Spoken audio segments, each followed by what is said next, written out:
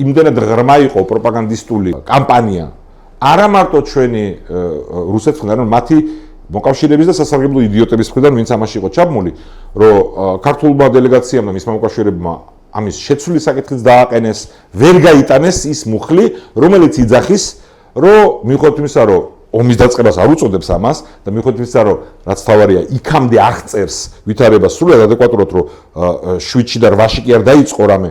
აქამდე ამას წინ უძღოდა 1, 2, 3 არად ჩამოთვალე ყველა ეს ნაბიჯებისაც, რუსული მხარის აგრესიული ქმედებები აღწერილი არის, მაგრამ მიუხედავად ამისა, მაინც საქართველოს ხელისუფლების ნაბიჯი, რომელიც მათ გადადგეს, ანუ საპასუხო სამხედრო მოქმედებებისა, იყო ახალ ფაზაში გადაყვანა დაპირისპირებისო. ამ შემთხვევაში ამ ნაწილს მე მგონი ზუსტად ციტირებ კიდევაც. ანუ ის კი არ იყო, რა თქმა უნდა, რომ რასაც ივანიშვილი იძახდა, რომ არაფერი არ ხდებოდა და უბრალოდ ომი დაიწყეს, არა, პირიქით, ახსნილი იყო, რომ აქამდე მივიდა, ოღონდ ჩემი აზრით, დანამდვილებით, სრულიად მცდარად გაკრიტიკებული იყო საქართველოს ხელისუფლება იმ ნაბიჯის გამო, რომ მან სამხედრო წინააღმდეგობა გაუწია აგრესიას მეზობელი ქვეყნიდან.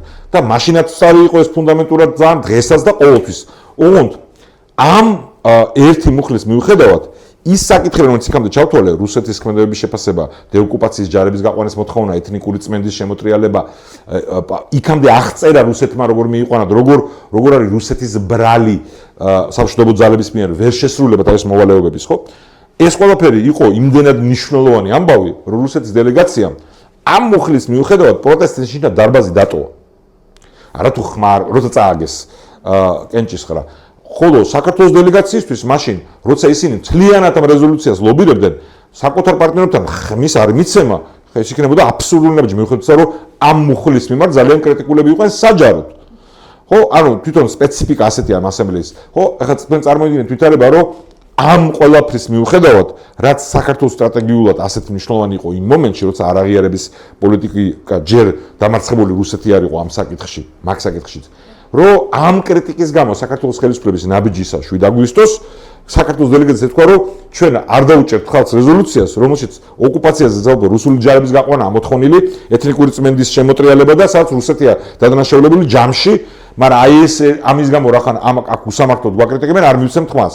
ეს აი ეგ კი მართლა შეიძლება საფუძვლიანად ვიღაცა ეკამათა, რომ იქნებოდა ღალატი არ მიყვარს ამ ტერმინს ამ შემთხვევაში ხმარავა, მაგრამ უბრალოდ აი საკუთარ შენ გაგაკრიტიკეს შენი ხელისუფლების ნაბიჯები და ამიტომ რაც შენი ქვეყნისთვის გზაოდან მნიშვნელოვანია, იმას არ დაუჭირო მხარ.